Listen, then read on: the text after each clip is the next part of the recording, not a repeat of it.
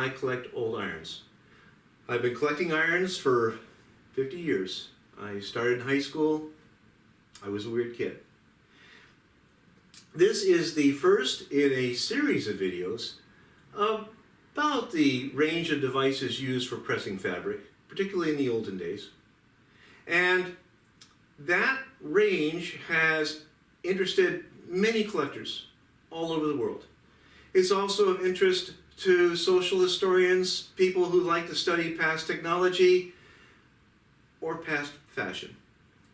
The collection that we'll be looking at here over these videos is items that my wife and I have collected in many ways, and we use them as a theme for the Old Iron Inn Bed and Breakfast, which has been operating since 1992 in northern Maine. So I get lots of visitors here. They see the collection, and right away they ask one of two questions. So we might as well start there. The first question I get commonly asked is, how is it that I, a guy, am collecting irons? We have visited iron collectors all over the United States, most of Europe as well. And believe it or not, most of them are guys. I think that women are not as motivated to collect irons perhaps because they might see these as past drudgery, something that they're not necessarily nostalgic for. But for guys, these have remarkable range of designs, engineering solutions to solve problems that affected households. Very practical problem solving. For us, old irons they're like little motorcycles. Except that they're a whole lot cheaper and a whole lot easier to restore and display. The second question that commonly gets asked of me is, how did I get started? My parents were both collectors as well. My dad collected old cars. He had a 1910 Buick. And my mother liked to sew the costumes that were contemporaneous to those cars. As we traveled, we visited antique shops and antique markets. Of course, you don't go to a shop without the hope of buying something, but I was young and I did not have much money and did not have much room in the car to take things home and so forth. But then, I found my first iron. I found this in Missouri. It cost me $1. It took me a while to figure out exactly what this represented, but what this is the gasoline iron. It had a gasoline tank here. It was originally nicely chromed and very shiny. This one has had a long history. Caught fire somewhere along the while. It scorched the bottom of the wood handle. In its original structure, it would look something like this. The iron here, by the way, is it's still worth $1. Something like this you could probably find for maybe $20, maybe $50. In other words, surprisingly inexpensive for something as pretty and interesting as this may be. So, with this iron, in my experience, we then went to more shops and markets, and I found that irons were everywhere. There are huge numbers of irons. A household back in the old time had not one but many irons of various types, and that they were available inexpensively. And once you start picking up a few of these and seeing the possibilities, you can get snagged, and that's a warning to you all. In the olden days, and by olden days I'm talking about a century or more ago, in those times, who you were, what you were professionally, socially, or your ambitions towards a higher social status, all of that was shown by what you wore. And it wasn't a matter of just that your clothing reflected yourself and your status and ambitions in life. It wasn't the clothing itself. The clothing had to be freshly ironed. It had to be crisp. It had to be creases, because that is how people judged you. That means that the irons had to have been recently ironed. And let's remind ourselves that there wasn't permanent press in those days. Every household and every person wore clothes that had been ironed in the very recent days. And a household would have a variety of irons, because the costumes of that time were quite various. Various parts of clothing, shirts, sleeves, pants, using various weights of cloth. And then there also were all kinds of specialty irons for special purposes. A household may have 8 or 10 or 12 different irons, and then that household's irons would vary with another household of higher or lower social status in another region and in another time. And that accounts for the wide range of irons. Overall, if you were trying to categorize those, and it depends on how you count and what you count, but I would say that there's at least 15 or 20 basic categories of irons. And most of these categories have within them hundreds, if not thousands, of different manufacturers, different styles, different what have you. So what we're going to do is we're going to see some of those various categories, but I think what we might do this first time is simply look at the irons that I have in this display above the mantel in our B&B. And what we have here is we have 5 categories with some representative examples in each. So as an introduction to the variety of irons, let's look at the assortment we have on our mantel here. 5 shelves altogether. We'll go to the top shelf, and the top shelf consists of irons with detachable handles. Generally, these irons are larger. These are particularly small ones. Most of these are probably salesman samples. And the idea here, the handle comes off very easily. I might have 3 bases on the stove. I can put one on, I can use it, and now that it's cooled down, I can go back to the stove, take this off, put it on another one, and I'm back at work. This was the cat's meow in its day, the later 1800s, and going a ways into the most recent century. I cannot tell you how many times we've had people coming here to the B&B who would say, "Oh, I remember my grandmother using one of these." So, detachable handle irons, many companies. The second shelf are hat irons, irons used primarily for men's hats here. And let's remind ourselves that there were many, many kinds of hats in those days, many parts to these hats. And the hats were very expensive. They were designed to last. They would be worn all the time, outdoors, in any weather, rainstorms, windstorms, etc. The hat would blow off the head. You'd have to chase it down as it rolled down the street. You'd take it back to the hatter, and the hatter would reform and re-iron it. This particular iron is a Brim Iron. It has a curl device on the side, which would be used to take care of the curl on the edge brim of the hats. And this one here will be used for the sides of the hat. It's curved on the inside, also flat on the bottom, so I can do the edge of the hat here.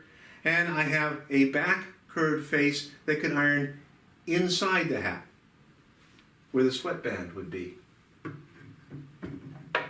Many kinds of hat irons. The third shelf is actually a smaller category. It is the polishing irons. The thing about the polishing irons, they have a rounded bottom, And the point here is to be able to put maximum weight on a small unit area to bring out a specially bright sheen. And this was used on highly starched fabrics that you would have inside your collars or as inserts in your sleeves. Polishing irons. And the polishing irons, rounded bottoms, and then also the general shapes are frequently rounded in many different designs. The fourth shelf here is my favorite group, and a favorite group for a lot of iron collectors. These are the fluting irons. And these irons were pretty much restricted to the latter 1800s, high Victorian times. The costumes, particularly women's costumes of those times, were very, very fancy. Lots of ruffled edges, and then continued ruffled edges as you went up and on the bodice. And then the men's shirts were also, might include ruffles as well. You still see those ruffles to some degree in men's tuxedo shirts. And so to produce those ruffles, you have this sort of top and bottom geared mechanism. This is a hand fluter, so I'm fluting with my hand as I take the fabric through here. This is the sensible fluter. The sensible is an advertising name to help sell the iron. And the way this iron was heated was I had a metal slug. I'd have several of these on the stove. This one's cooled down, so I now, using the stove lifter, not my hand, I'd be putting this one on. I now have a fresh heated interior, and I can continue my work. The sensible fluter, that's a hand fluter. And let's just take a look at this. This is a machine fluter. 2 gears, slugs on the inside to heat them, and you can crank it. These were usually of much larger size. This is an especially small one, and the number of machine fluter designs, again, is legion. So this is the machine fluter. And our last group here is a smaller group, a less common group, but these irons were used over 50 or more years, and many manufacturers, each taking their turn, many different heating technologies as well. This has a tank in the back. The tank here, we pull the tank off, we'd heat it with, or fill it with kerosene. So it's sort of like a kerosene lamp, if you will. And I will put that back on. And so there's a burner on the inside, and that is heating the inside of the iron. I'm using the iron. The bottom is cooling down, and I don't want to have to run back to the stove to get another one. I know what I can do. I'll just rotate it and use the other surface. So again, one of these clever ideas that the Americans would come up with. And so that is an introduction to some of the basic groups, but there's a whole lot more that can be explored about these. But this is just the tip of the iceberg. And it's not just that there is a lot of categories and a lot of variety within each category. It's also something about the American psyche. And let's just say a little bit about how Americans, at least in the business of irons, differ from the Europeans. We will not see a lot of European irons in these videos because this is not a primarily European collection. We will see some every once in a while. But the Europeans have a long, much longer social history than the Americans have. They were doing things and ironing for hundreds of years before we were. And the older irons, going back in the 1600s, 1700s, and so forth, the irons were all handmade. They were quite brassy, and they also had all kinds of intricate design work put into them. And so consequently, those early European irons they're simply beautiful.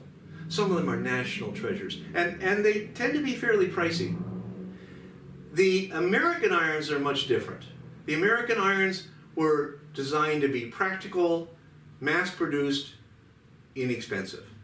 But the American housewife or tailor wanted to getting an especially good deal. And so consequently, there are many irons that cross the category boundaries. And let me show you a couple, just to give you an introduction to these.